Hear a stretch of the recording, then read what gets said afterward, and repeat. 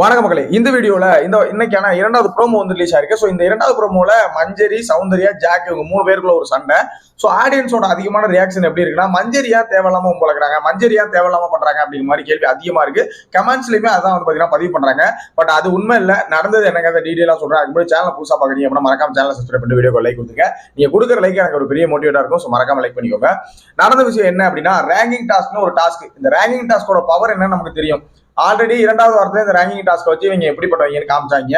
So இந்த தடவை ranking டாஸ்க்கை கரெக்டா வைப்பாங்க அப்படின்னு பார்த்தா இது ஒரு ரேங்கிங் டாஸ்க். கிட்டத்தட்ட இரண்டாவது வாரம் புதுசா வந்திருக்காங்க, அதனால ஏதோ பண்ணிட்டு இருக்காங்க, கொஞ்சம் இதாக இன்னும் புரியல போல அப்படின்னு நினைச்சோம்.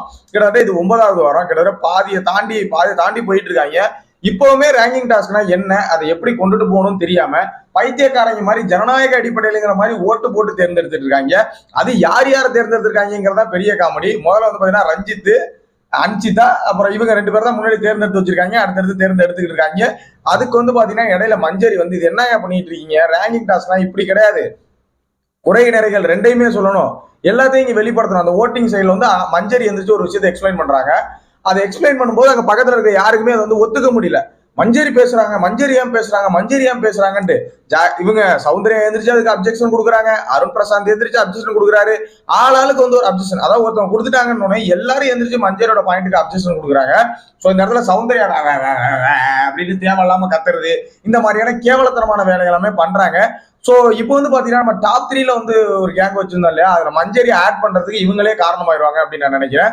ஸோ டாப் 5க்குள்ள மஞ்சரி இவங்களே கொண்டு போய் ஆட் பண்ணிடுவாங்கன்னு நினைக்கிறேன். ஸோ நடந்த பிரச்சனை என்னன்னா, இந்த ரேங்கிங் டாஸ்க்ல இவங்க தேவையில்லாம மஞ்சரியை போட்டு கார்னர் பண்ணாங்க.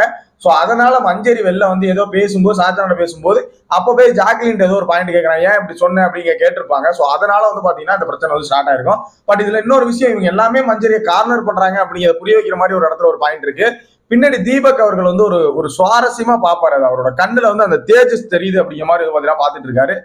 சோ அவரும் வந்து பாத்தீங்கன்னா மஞ்சரி அங்க கார்னர் பண்ண ஆரம்பிச்சு. அன்னைக்கு அருண் பிரசாத் பிரச்சனை அவர் பண்ணது சரின்னு சொல்லி விஜய் சேதுபதி சொல்லிட்டாரு இல்லையா. சோ அதுல இருந்து வந்து பாத்தீங்கன்னா மஞ்சரி அவருமே கார்னர் பண்ண ஆரம்பிச்சாரு, கேங்கா உட்காந்து பேச ஆரம்பிச்சிட்டாங்க. சோ இப்ப முத்துக்குமரன், மஞ்சரி இந்த ஒரு சில பேர் வந்து பாத்தீங்கன்னா தனி கேங்கா இப்ப பிரிஞ்சு வந்துட்டு இருக்காங்க. சோ இதுதான் வந்து பாத்தீங்கன்னா அந்த சண்டையில நடந்தது. சோ இதை பத்தின உங்களோட ஒப்பீனியன் இப்ப சொல்லுங்க.